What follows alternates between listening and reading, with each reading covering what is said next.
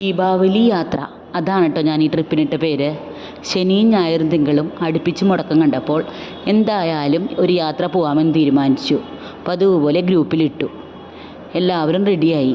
നവംബറിൽ എല്ലാ കൊല്ലവും പഴനി യാത്ര പതിവുള്ളതാണ്. എന്നാൽ പിന്നെ പഴനിയിലേക്ക് തന്നെ ആവട്ടെ ഇപ്രാവശ്യത്തെ യാത്ര. അങ്ങനെ പഴനിയും ശ്രീരംഗവും വൈത്തീശ്വരൻ കോവിലും തഞ്ചാവൂരും. അത് കുറച്ചു കാലമായി മനസ്സിൽ പ്ലാനുള്ളതാണ്. എന്നാൽ പിന്നെ അവിടേക്ക് തന്നെ ആവട്ടെ എന്ന് വിചാരിച്ചു. വൈത്തീശ്വരൻ കോവിലിൽ പോയി ജാതകം നോക്കണമെന്ന് കുറേ പേർക്ക് ആഗ്രഹമുണ്ട്. വെറുതെ ഒരു രസം.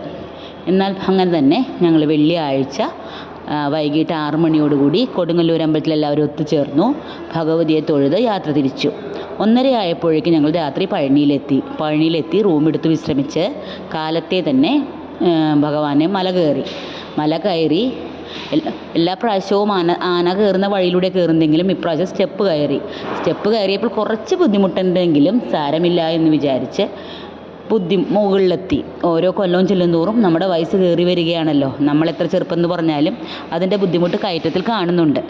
അതിനുശേഷം തിരിച്ചു വന്ന് ബ്രേക്ക്ഫാസ്റ്റും കഴിച്ച് ഞങ്ങൾ ശ്രീരംഗത്തേക്ക് യാത്ര തിരിച്ചു. തൃച്ചിയിൽ ശ്രീരംഗനാഥനെ മാത്രമാണ് പ്ലാൻ ചെയ്തിരുന്നതെങ്കിലും നേരത്തെ എത്തിയപ്പോൾ ഞങ്ങൾ മലൈക്കോട്ടൈ, അതാണ് പേര്, എനിക്ക് കിട്ടണില്ല കേട്ടോ ശരിക്കും. മലൈക്കോട്ടൈ നല്ലൊരു കാഴ്ചയായിരുന്നു കേട്ടോ. മലൈക്കോട്ടയിൽ കാണാൻ പോയി. പ്രശസ്തമായ ഗണപതി കോവിലാണ്. പോകുമ്പോൾ സുബ്രഹ്മണ്യം കോവിലാണ് വിചാരിച്ചിരുന്നത്. ആദ്യമായിട്ടാണ് ഞങ്ങൾ മലക്കോട്ടയിൽ പോകുന്നത്.